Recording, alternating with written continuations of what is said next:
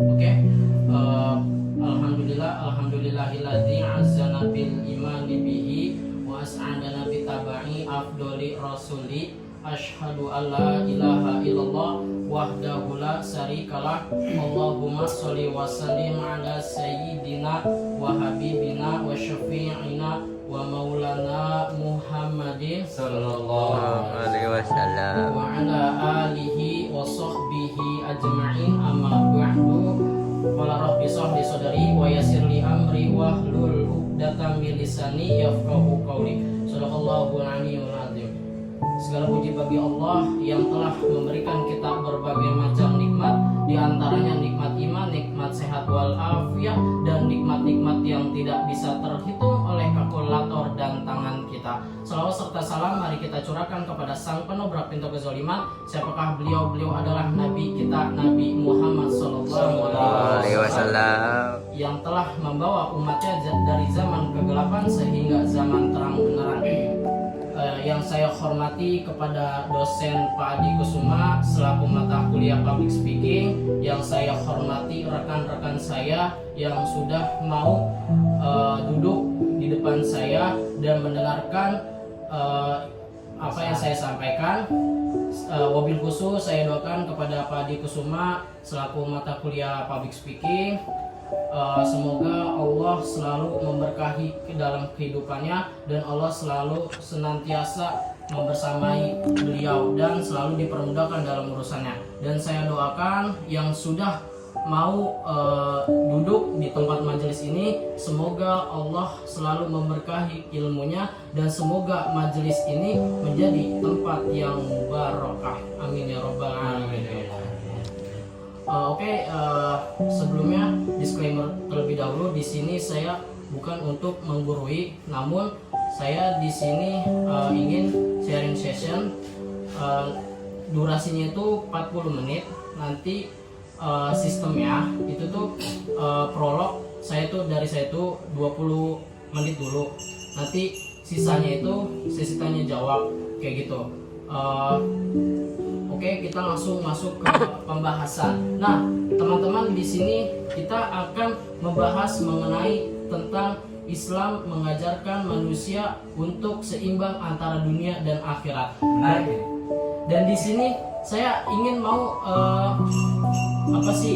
mau bilang dulu nih, saya ngapa ngangkat judul pidato ini gitu teman-teman. Karena ketika itu pas saya di ruang public speaking, nah teman saya itu ada yang bilang bahwasanya kita tuh lebih baik mengejar akhirat daripada dunia. Dan saya berpikir bahwasanya kalau misalkan kita mengejar akhirat dan dunia disingkirkan, dalam arti emang kita mengutamakan akhirat bukan dunia gitu ya, tapi dalam arti harus menyeimbangi antara dunia dan akhirat. Namun kalau misalkan dunia inti disingkirkan dalam kehidupan kita, nggak ada tuh yang namanya perputaran dalam sosial gitu, tidak ada tuh ilmu yang berkembang kayak gitu, karena semua fokus dalam beribadah. Jadi tidak ada yang namanya berseimbang kayak gitu, tidak ada yang namanya bersinambungan kayak gitu. Kalau kita lihat dari cendekiawan tokoh-tokoh Islam seperti Ibnu Sina yang dijuluki tentang yang dikenal bapak kedokteran, itu tuh beliau bersyukur atas kenikmatan yang Allah telah berikan gitu. Jadi tetap utamanya ke akhirat, tapi beliau menyebarkan ilmu dan bisa mengedepankan Islam yang emas gitu, untuk peradaban manusia kayak gitu. Allah Subhanahu wa taala telah berfirman di dalam surat Al-Qasas ayat 77, dan telah Allah anugerahkan kepada manusia kebaikan di akhirat, dan Allah telah memberi kenikmatan, dan jangan kamu melupakan kenikmatan yang Allah telah berikan di muka bumi. Dan Allah menyuruh kita untuk berbuat baik sesama manusia. Bagaimana Allah telah berbuat baik kepada kita. Allah tidak menyukai orang-orang yang merusak di muka bumi. Jadi di dalam surat Al-Qasas itu menjelaskan bahwasannya kita itu di dunia itu kenikmatan dari Allah Subhanahu wa taala, dari segi iman, dari segi kesehatan kayak gitu ya, dari segi keilmuan kayak gitu. Jadi kita harus manfaatin atas kenikmatan yang Allah telah berikan. Tapi pilar utama kehidupan dalam kita untuk kembali nanti kelak yaitu di akhirat gitu. Karena akhirat itu sebaik-baiknya kampung kita sendiri gitu, negara kita sendiri kayak gitu. Nanti kelak ketika kita mati pasti kita bakalan ke alam barzah, kita bakalan ke akhirat gitu. Itu selama dan abadinya gitu, kekal kayak gitu di akhirat. Jadi di dunia itu cuman jadi kita tuh bersyukur gitu atas kenikmatan yang Allah telah berikan. Namun dari segi harta, dari segi kekuasaan itu tuh kita harus mensyukuri, dan dari segi harta itu tuh kita harus bersedekah ke sesama manusia kayak gitu. Karena Allah telah bilang bahwasannya kita tuh jangan lupa untuk berbuat baik sesama manusia kayak gitu. Terus orang-orang yang bertakwa itu tuh ciri-cirinya bahwasannya dia itu pilar utama itu di akhirat, dan di dunia itu cuman sendera gurau saja dan bermain-main saja. Allah Subhanahu wa taala telah berfirman di dalam surat An-Nahl ayat 32 yang artinya dan sesungguhnya di muka bumi ini bermain dan bercanda sendera gurau belaka. Kampung akhiratlah yang sebaik-baiknya bagi orang-orang yang beriman, maka engkau tidaklah mengetahui gitu. Jadi Allah Subhanahu wa taala telah berfirman di dalam surat An-Nahl ayat 32 bahwasanya kita itu pilar utama kita kelak kembalinya itu di akhirat gitu. Jadi di dunia itu cuman seperti kayak kita tuh bermain saja, namun kita harus menyimbangi antara dunia dan akhirat kayak gitu. Jadi tidak bisa menyingkirkan antara dunia dan akhirat kayak gitu. Terus kita juga ada di era modernisasi sekarang yang dimana itu manusia dia bertolak pikiran itu ke materialisme, ke hal-hal yang materi. Jadi dia itu mengimplementasi ilmu-ilmu barat kayak gitu. Jadi dia mengedepankan materialisme saja kayak gitu. Kalau dari segi materialisme itu kan kompleks ya, secara meluas. Kita nggak bahas mengenai Islam saja kayak gitu.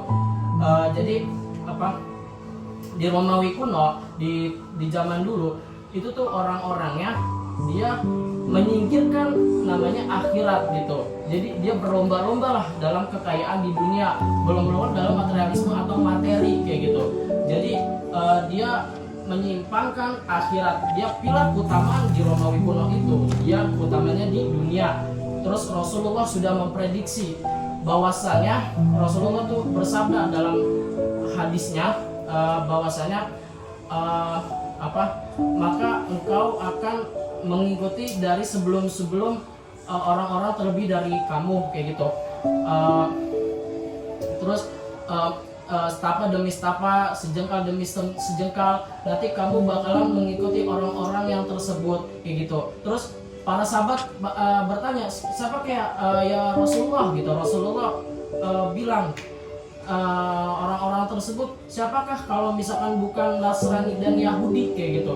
Jadi itu hadis riwayat Bukhari dan Muslim. Nah, jadi Rasulullah tuh sudah bersabda gitu, sudah memprediksi bahwasannya nanti kelak ada orang-orang yang akan mengikuti dari orang-orang dari sebelumnya kayak gitu. Jadi dari pemikiran itu pasti bakalan mengikuti pemikiran-pemikiran itu kayak gitu. Itu Rasulullah sudah memprediksi sudah lama kayak gitu. Benar saja gitu. Jadi nanti di tengah-tengah kita ustadz gitu, di tengah-tengah ustadz kita nanti dia menarasikan bahwasannya dalam surat Al-Qasas ayat 77 bahwasannya dia narasinya berbeda gitu. Misalkan kayak Allah Subhanahu wa taala telah berfirman gitu di dalam surat Al-Qasas ayat 77 gitu. Dan Allah telah menganugerahkan kepada engkau kebaikan di akhirat dan memberikan kenikmatan di dunia kayak gitu. Nah, nanti ustadz ini malah lebihnya ke materialisme, ke materi, hal-hal duniawi kayak gitu, malah narasinya berbeda. Dan ustadz ini mengatakan bahwasanya ayo kita berlomba-lomba untuk meninggikan perusahaan gitu, untuk kekayaan kayak gitu. Ayo kita berlomba-lomba demi di dunia, di kekayaan kayak gitu. Nanti kita jangan lupa untuk ke akhirat. Nah, ini yang narasinya salah kayak gitu. Ini hal ke materialisme kayak gitu. Dia berlomba-lomba untuk kekayaan, bukan berlomba-lomba dalam kebaikan kayak gitu. Nanti ada di tengah-tengah kita atau di tengah-tengah masyarakat ada ustadz yang menarasikan isi Al-Quran, tapi konteksnya itu berbeda gitu. Narasinya itu sudah menyimpang dari nilai-nilai agama Islam kayak gitu. Nanti kita bakal mengetahui gitu. Terus kalau misalkan orang-orang yang mutakin itu atau orang yang bertakwa, bahwasanya menganggap bahwa dunia itu cuma bermain-main kayak gitu. Jadi dia memanfaatkan untuk kebaikan gitu. Dia mengajar berlomba-lomba dalam kebaikan. Nah, di dunia itu cuma mencari bekal. Kelak nanti ketika sudah dia meninggal, dia kembali di akhirat kelak kayak gitu. Terus Allah Subhanahu wa taala juga berfirman di dalam surat Ar-Rum ayat 7 yang artinya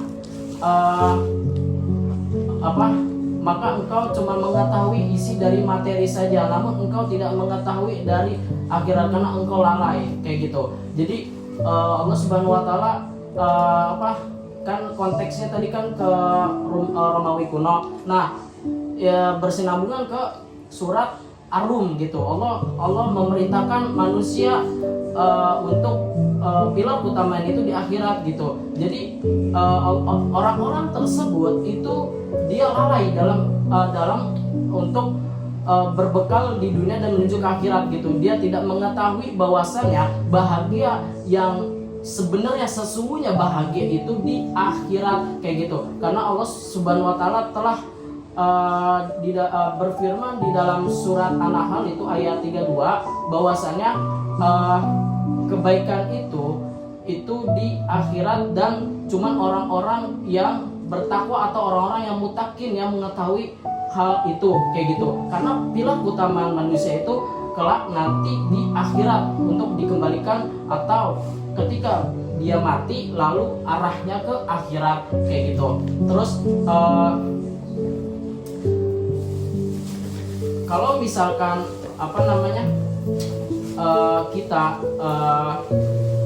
kita cuman mengejar dunia kayak gitu, lalu akhirat disingkirkan kayak gitu ya, terus kita berlomba-lomba dalam kekayaan gitu ya, itu cuman sementara saja gitu dari sebuah dari sebuah titel kita, dari sebuah kekayaan kita, kekuasaan kita, itu cuman sementara, itu cuman bermain dan sendara gurau belaka.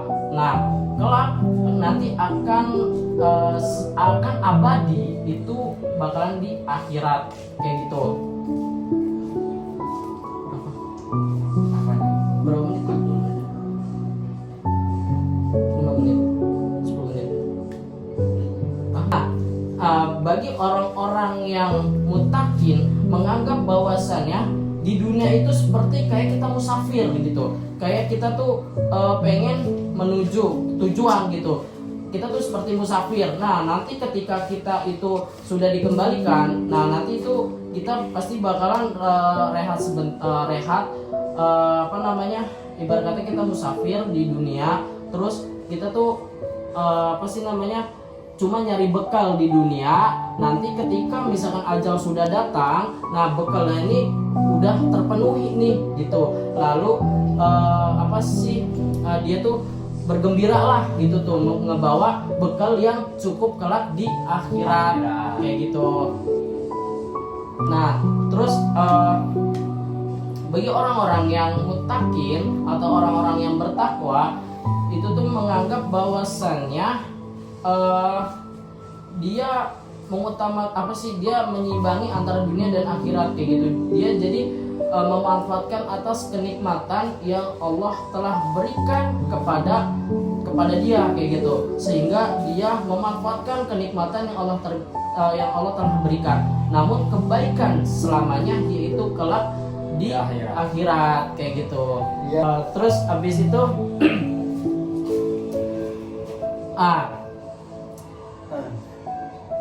jadi kalau misalkan kita misalkan mau mempelajari ilmu barat, tapi kita harus ibarat kata tuh ilmu barat itu seperti alat pisau kayak gitu.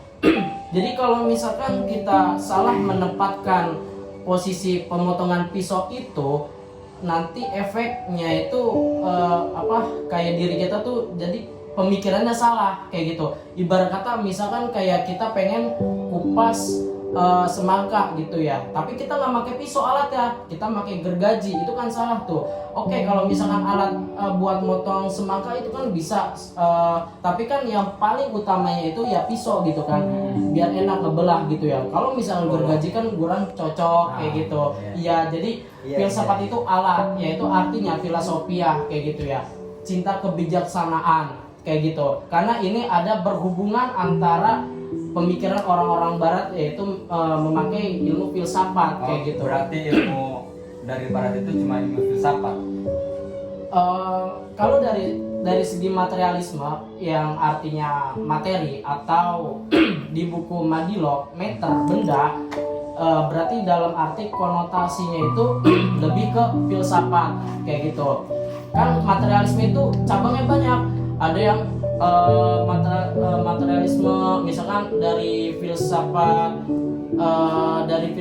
apa namanya, kayak gambar tuh, dari filsafat kayak ilustrasi, kayak gambar-gambar gitu, kayak dari filsafat materi, terus filsafat fisik, itu kan banyak tuh cabang-cabang filsafat kayak gitu ya. Kalau filsafat Islam itu termasuk ke ilmu barat ya?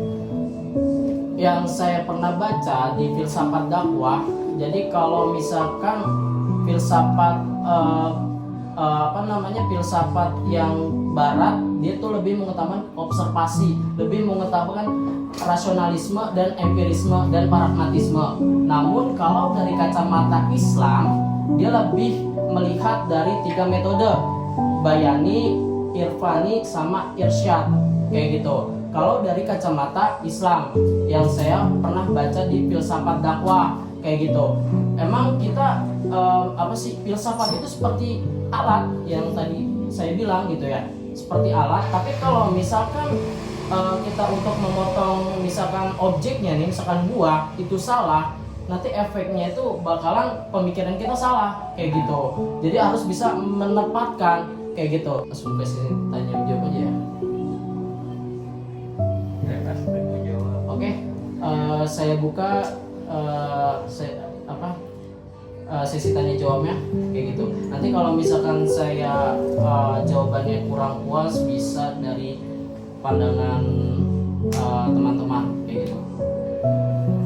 Ayo, Jen. Gimana? Hanya ya, Ya, sudah tadi gua tadi banyak. bagaimana kita tidak membutuhkan dunia sedangkan kita hidup di dunia. Oke. Dan sebaliknya, ketika kita di akhirat kita tidak membutuhkan dunia. Tolong jelaskan. Ya. Sependek pengetahuan saya yang saya cermati dari materi dari saudara, saya tidak menemukan solusi dari judul yang saudara angkat, yaitu menyeimbangkan antara dunia dan akhirat. Dan bagaimana itu cara solusinya kita menyeimbangkan dunia dan akhirat? Oke. Terus udah, berarti dari Ghazali dulu ya. Tadi Ghazali tadi pertanyaannya Bagaimana kita tidak membutuhkan dunia sedangkan kita hidup di dunia. Dan sebaliknya, ketika kita di akhirat, kenapa kita tidak membutuhkan dunia? oke. Kenapa kita membutuhkan hidup di dunia? Ya kan? Jadi gini, kalau misalkan kita Al-Qasas yang ayat 77 bahwasannya kenikmatan yang Allah telah berikan itu di muka bumi dan kebaikan yang Allah telah berikan kepada kami yang itu anugerah yang telah Allah berikan kepada kita yaitu di akhirat kayak gitu, dan Allah tidak menyukai orang-orang yang merusak bumi kayak gitu. Jadi kita tuh di muka bumi ini karena kita tuh udah dianugerahkan oleh Allah Subhanahu wa taala, jadi kita harus bersyukur atas kenikmatan yang Allah telah berikan seperti iman, seperti ilmu, seperti kekuasaan yang kita punya. Namun itu buat memanfaatkan untuk ke Islam kayak gitu, seperti kayak misalkan kita sodako, misalkan kekuasaan kita tuh untuk membela yang hak kebenaran gitu kayak gitu. Gimana jawabannya? Kurang. Oke, kalau misalkan dari segi akhiratnya ya. Nah, kalau misalkan dari segi akhiratnya kalau misalkan dari segi akhirat itu kan kalau misalkan kita merujuk ke surat An-Nahl ayat 32 bahwasannya bagi orang-orang yang bertakwa atau muttaqin kebaikan itu tuh cuman di akhirat kayak gitu. Jadi dia di dunia itu seperti kayak musafir, dia mencari bekal dulu kayak gitu. Jadi ketika bekal itu udah misalkan udah cukupi, ketika ajal itu udah datang dan itu dia gembira kayak gitu ketika dia udah dikembalikan ke akhirat kayak gitu. Gimana? Masih kurang cukup? Kurang cukup. Coba kalau menurut saudara gimana itu? Iya. Gimana? Kalau pandangan saudara? Ya kan kita hidup di dunia. Kan pertanyaan gue juga gini. Mengapa kita itu membutuhkan dunia sedangkan kita hidup di dunia? Maksudnya gitu. Kalau belum puas dengan pertanyaannya. Oke, gitu, dari gua. pandangan teman-teman gimana? Gimana coba?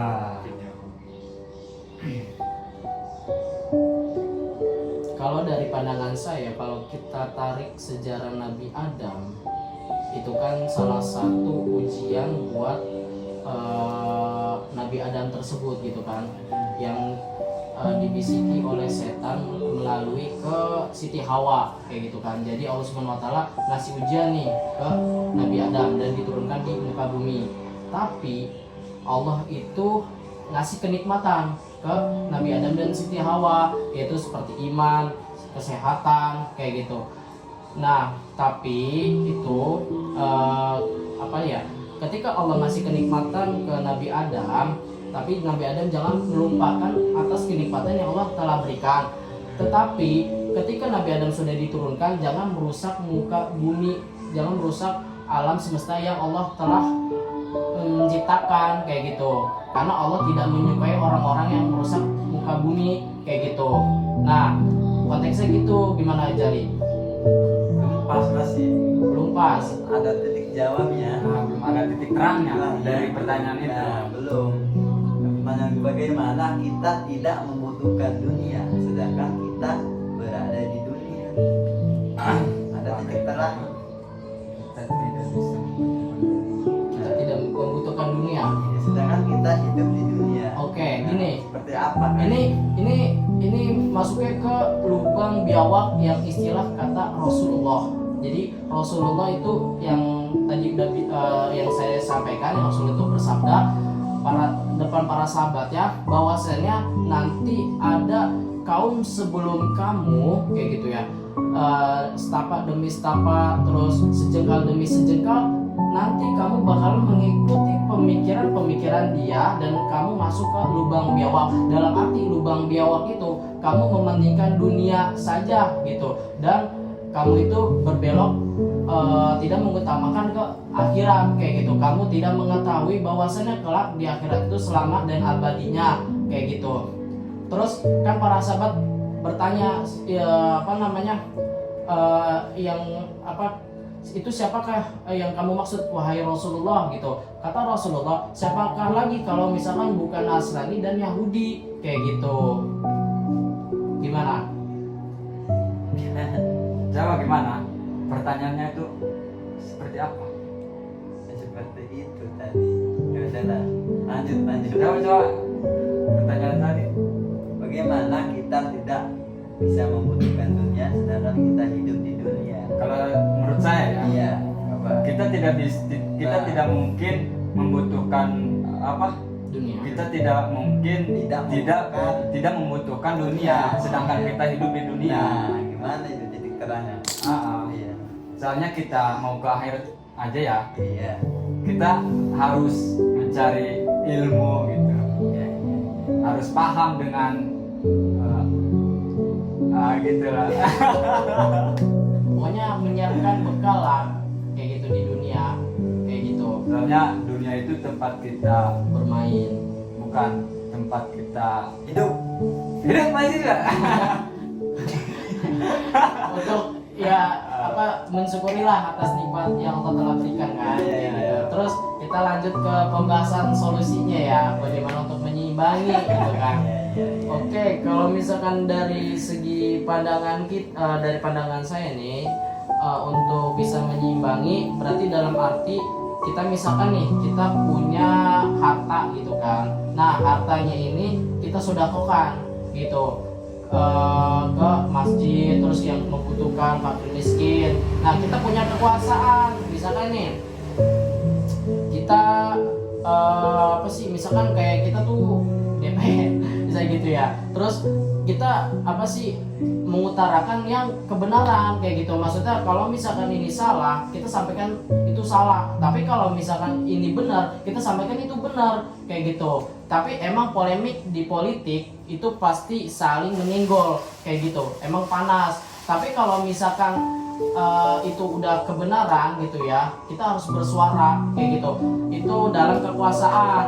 Terus dari segi ke pribadinya. Nah, dari segi pribadinya kita harus meningkatkan spiritual ke Allah, dari segi ketaatan kita kayak gitu, dari segi ibadah kita kayak gitu. Apa yang Allah perintahkan kita jalankan, apa yang Allah larang kita jangan jalankan kayak gitu. Kalau dari pandangan saya, kalau dari pandangan yang lain gimana? Terkait dengan solusi tadi Belum masuk pada. iya itu belum masuk titik terang ke pertanyaan saya tadi. Kalau Solusinya itu saya tidak menemukan solusi dari Menyimbangkan antara dunia dan akhirat ini mana jawabannya? solusi dari mengimbanginya. Nah, antara Oke. dunia dan akhirat. akhirat. Kalau misalkan untuk menyimbangi antara dunia dan akhirat, berarti dalam arti misalkan gini deh, di dunia misalkan kita kita punya ilmu gitu ya, terus ilmunya ini kita sampaikan ke sekolah-sekolah, kayak ke tempat madrasah, tempat majelis-majelis gitu ya. Itu kan dalam arti untuk amal jariah gitu ya. Nah, terus kalau misalkan kita nih, misalkan masjid ini butuh misalkan uangnya kurang kayak gitu ya, karena kita punya uang kayak gitu ya. Kan misalkan di dunia kita punya harta yang berlimpah gitu kan. Nah, kita itu mengalokasikan uangnya itu untuk masjid, untuk yang membutuhkan kayak gitu.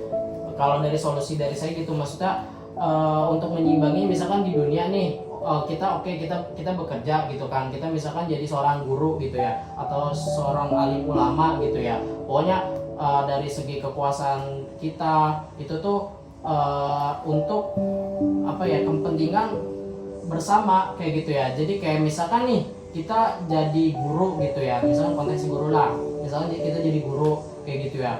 Terus kita tuh harus bisa mengasih edukasi ke murid-murid, itu yang pertama dari segi jabatan kita. Jadi kita harus menyuarakan hak kebenaran kayak gitu ya. Terus jangan kayak kita tuh menyembunyikan dari sesuatu hal yang harus disampaikan kayak gitu. Terus itu dari kekuasaan ya kan, itu kan duniawi tuh, ya kan, kayak misalkan kita bekerja, ya kan, hal duniawi tuh, ya kan. Tapi kita berlomba-lomba bukan untuk menjadi kita untuk bergengsi siapa yang kaya, tapi kita berlomba-lomba dalam kebaikan kayak gitu. Itu dari segi kekuasaan kayak gitu, dari segi titel kayak gitu. Terus dari segi harta, nah dari segi harta misalkan nih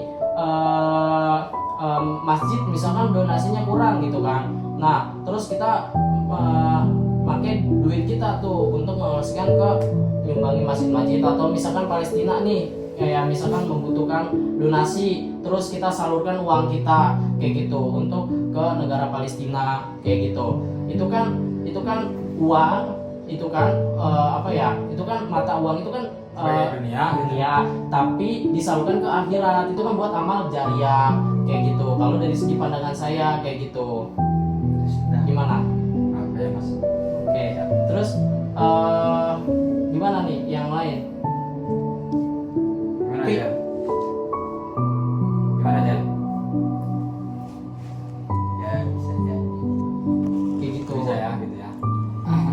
Tapi kalau ibaratnya kita punya mobil 2, motor 2, rumah 3, itu masuk dunia, bisa membandingi dunia apa?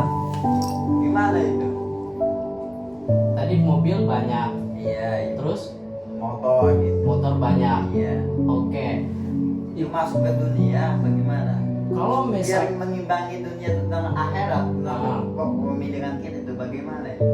misalkan nih di rumah itu banyak harta, ya kan, seperti kayak motor, mobil ya. Jadi gini, itu kan apa ya? Kalau misalkan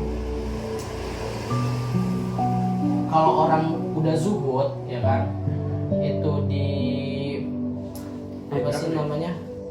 Kalau misalkan orang zuhud itu berarti dalam arti dia tidak terikat dengan duniawi, tetapi dia itu apa ya, kayak bisa beli apa aja kayak gitu ya. Tapi hatinya itu tetap ke Allah kayak gitu ya. Kalau misalkan dia punya transportasi kayak gitu, nah itu kan dalam arti konteksnya itu kemungkinan buat dia untuk bertransportasi gitu. Misalkan dia butuh mobil misalkan untuk perjalanan jauh gitu kan, terus dia punya motor, nah misalkan buat ke daerah mana, misalkan dari Bekasi ke Banten, terus kalau misalkan pakai mobil itu buat jarak jauh seperti kayak ke Surabaya, ke Jogja kayak gitu ya, biar enak kayak gitu kan. Kalau pakai motor itu nanti buat istirahatnya nggak enak gitu ya, tapi kalau misalkan buat mobil itu buat ada istirahatnya kayak gitu ya. Tapi kita di dunia kita punya apa sih, kayak harta banyak ya Allah nggak ngelarang gitu kan. Tapi ingat gitu ya, itu kan kenikmatan yang Allah telah berikan nih kepada manusia gitu kan. Jadi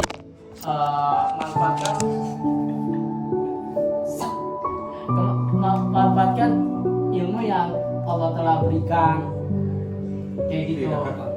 Jadi kalau misalkan ciri-ciri orang mutakin itu dia Baru apa 35. namanya, dia udah berzuhud, dia tidak terikat dengan hal-hal duniawi, tapi dia berfokus ke akhirat. Tapi dalam arti dia bisa menyimbangi antara dunia dan akhirat kayak gitu.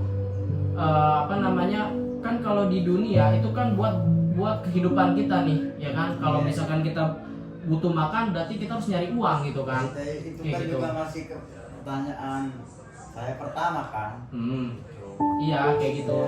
Tapi kalau ibaratnya mobilnya lebih daripada satu, kata gue juga itu termasuk dunia apa bukan? Kalau dari segi harta Iya. itu masuknya ke duniawi, tapi tergantung dia menyalurkan ke apa sih, kayak untuk kemanfaatan manusia atau tidak kayak gitu. Misalkan kayak orang butuh mobil nih, misalkan buat peminjaman gitu ya. Terus misalkan tetangga minjem mobil gitu kan, terus kita kasih gitu kan. Dalam arti misalkan buat kebermanfaatan bersama, kemaslahatan bersama kayak Wawancara gitu ya, Iya, wawancara kayak gitu. rombongan gitu. Kayak gitu. Iya, jadi Iya. harta itu emang bersifat duniawi, tapi Iya dunia, iya. iya tahu dunia. Cuma cara memakainya kita itu, bagaimana gitu. cara kita memakainya. Gitu. Itu Jali. Tapi kata gua juga ya, kalau mau kita punya mobil dua ibaratnya, sedangkan anak-anak kita udah punya keluarga Oke. itu ketika kita punya mobil dua atau motor dua itu maksudnya dunia, maksudnya yang satunya itu dunia. Diwajarkan saja kalau ahli sufi harus kalau ingin Oke. karena pertanyaan dari awal saya, bagaimana kita tidak bisa membutuhkan dunia sedangkan kita berada di dunia? Ya itu tidak mungkin kata saya juga. Ya. Iya. Tidak mungkin. Tidak mungkin. Nah, kata gua juga berarti satu juta cukup, yang dua berarti itu dunia. Ibaratnya itu cara menyeimbangi dunia dan akhirat. Itu menurut gua sih. Jadi kalau mobil dua itu yang satunya buat Akhirat, yang punya buat dunia. dunia, jadi nggak usah seharusnya motor satu mobil satu. Gitu. Supaya kita bisa menyeimbangan dunia dan akhirat. Oke. Tapi bagaimana pendapat teman-teman gitu? Kurang cukup apa gimana? Apa ya? Kalau misalkan untuk mendapatkan harta motor tadi ya kan.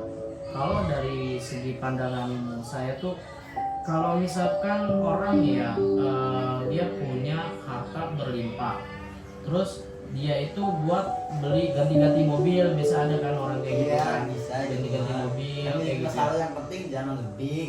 Iya, tapi kalau menurut saya pribadi itu tuh kalau misalkan buat apa sih? Kemaslahatan dari Iya. pengacara. Iya. Emang tidak jadi masalah. Kayak gitu. Tapi yang Tapi kalau dalam kemewahan ibaratnya, ya itu tidak boleh. Satu, itu cara mengimbangkan dunia dan akhirat. kalau dari segi satu, tapi kalau menurut saya sih apa ya? Itu tergantung dari personal orang ya. Tapi Iya. tapi kalau ini membahas tentang akhirat. Oke. Kalau masalah orang ya terserah ya. Itu Oke. kan kemewahan dunia Nah, mau lima, mau pamer juga. Oke, Apa? Ini kan lagi Oke. mengimbangkan antara Oke. Akhirat dan dunia. Ya, berarti Iya. berarti kuncinya dia harus bisa bersyukur atas kenikmatan yang Allah telah berikan gitu kan. Iya. Kayak gitu. Oke, nyambung juga. Tapi kan biasanya nih kalau dari apa ya sumuran kita tuh, misalkan kita baru punya gaji gede gitu kan, itu kan pasti kayak beli-beli yang kita belum pernah beli, misalkan kayak beli motor satu, ih kayaknya misalkan ada motor terbaru lagi versi baru nih gitu kan, beli baru lagi kayak gitu. Tapi Satu cuma 1.000 gitu. iya, itu kan emang sifat manusiawi, hal duniawi gitu kan. Tapi ya itu kan Allah tidak melarang untuk bebas berekspresi di dunia, tapi harus mengingat akhirat gitu ya, bahwasanya nanti kamu tuh bakalan balik ke akhirat kayak gitu tuh ya kan. Nah di dunia itu cuman nyari bekal doang kamu tuh kayak gitu. Kayak gitu. Terus gimana? Ada pertanyaan lagi nggak? Ada enggak? Cukup sih. Cukup. Nah biasanya di era sekarang itu tuh apa ya, kayak yang tadi saya bilang tuh di awal, itu pasti ada ustadz di tengah-tengah masyarakat itu tuh dia konteksnya lebih ke materialisme atau ke materi saja kayak gitu, karena dia itu tuh memikirkan cuman ke hal duniawi, seperti kayak misalkan di ustadz amplop kayak gitu tuh, misalkan kayak oke, kita dari segi tarif emang misalkan kita mengundang ustadz gitu ya, itu emang wajib kita harus membayar karena kan dari segi jasa dia kita bayar. Tapi si ustadz ini nggak boleh nih untuk mematokin sebuah harga kayak gitu. Jadi apa ya, seikhlas ya. Kalau kita lihat dari ustadz Hadi Hidayat itu beliau nggak mau tuh yang namanya kayak misalkan kayak dibayar kayak gitu tuh. Jadi kayak apa namanya ya, kalau misalkan dia maksa gitu ya nggak apa-apa diterima gitu tuh, tapi kan nggak matokin berapa gitu kan. Kebanyakan tuh kayak ada ustadz amplop kayak misalkan dia dapat 2 panggilan nih, misalkan panggilan pertama itu misalkan 500, terus panggilan kedua 200, terus padahal yang masuk itu panggilan kedua ke dia, tapi dia milih panggilan yang gede nih yang 500.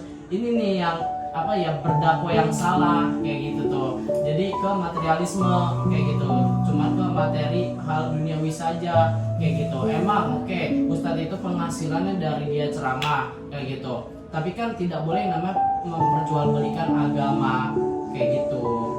Itu yang tidak diperbolehkan kayak gitu. Gimana menurut teman-teman? Ya, keren. Ya? Tutup. Oke, kurang lebihnya mohon maaf apabila ada kata-kata yang salah, tutur kata yang salah. Karena kesalahan itu datangnya dari pribadi, kebenaran itu datangnya dari Allah. Burung riang, burung cendrawasih. Cukup sekian dan terima kasih. Assalamualaikum warahmatullahi wabarakatuh. Waalaikumsalam warahmatullahi wabarakatuh. Satu.